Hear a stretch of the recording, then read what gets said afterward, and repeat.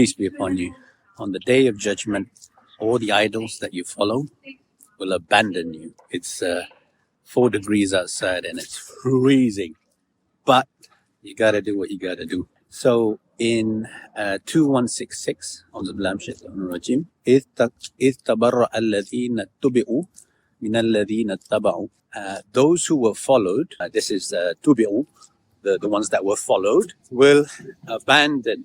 This is bara'a, the word prior to it, those who followed them, tubi'u. And this includes Jesus, Muhammad, whomever you idolize and follow.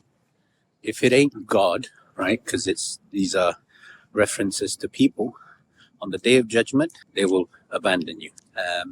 It continues, وَرَآوُ الْعَذَابِ, when they see the retribution, وَتَقَطَّعَتْ بِهِمُ الْأَسْبَابِ, all ties will be severed.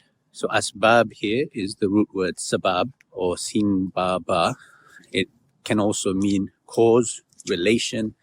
It can also mean ties, relationship, and meaning to something, sabab. But in this context, it's relations. On that day, وَتَقَطَّعَتْ, those ties will be severed, cut, clean off. Your brother won't be your brother, your uncle won't be your uncle. Whomever you idolize will completely disown you, right? And this is a deep concept because God is specifically saying, if you follow other people, they will abandon you on the day of judgment. As you can see in 5:109, the day will come, the day will come when God will ask the messengers, what was their response to you? And they will say, we have no knowledge. You are the knower of all secrets. So it goes without saying that these messengers cannot hear your salawats. Muhammad cannot hear your salawat. They don't know anything about what you've said. Otherwise, they wouldn't say this to God, right? These are verbatim responses by the messengers. And Muhammad would be one of those messengers. Jesus doesn't know that people are literally praying to him, thinking that he's an equal to God. What a blasphemous statement. Muhammad doesn't know that you're giving him, peace be upon you, or Muhammad, or whatever, right? He doesn't know you're doing that. He is dead. Believe it or not, that is not a blasphemous statement. That is a true statement. When someone makes a true statement and you try to compel my speech by saying, you must put the SAW at the end of it, right? You must give dignity and, rank and veneration to these idols. One, you're compelling my speech. I'm not a Muslim, homie. I'm a submitter to God. When God says in 4066, well, this is Muhammad saying, repeating the revelations given to him by God, I was commanded to submit to the Lord of the universe. This is his submission. And submission is a perpetual act. The moment you see a verse in the Quran that goes against the Hadith, that goes against your practice, your response should be, I hear and I obey, right? Your response shouldn't be, but the Hadith has the isnads, or they have ilm al-rijal, and you start vilifying these nonsensical hadiths, like the hadith of how Aisha was 6 when they were married and consummated at the age of 9. You are insulting the Prophet if you believe that. The hadiths contradict itself. You look at Bukhari, I think it's 5478 and 79 is one reference, says Muhammad was in Mecca for, I think, 10 years.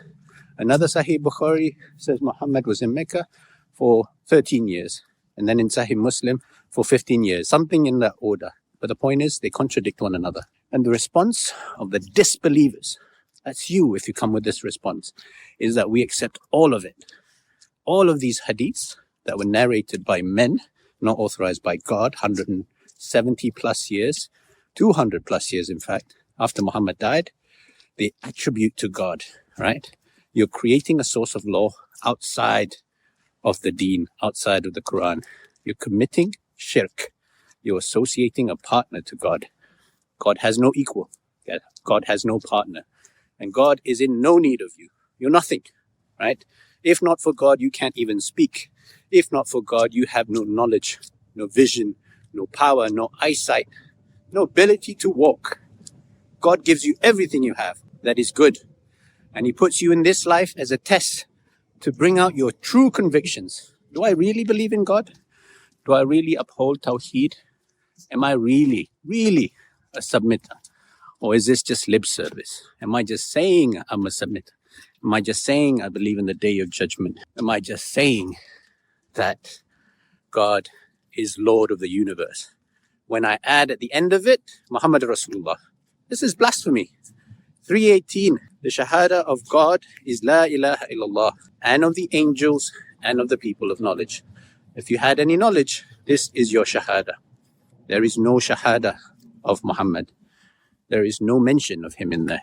I keep saying this, but it just keeps not getting in, right? In 3340, this is the favorite verse. I think it's maybe 3356, where they bring, you have to obey the messenger, right?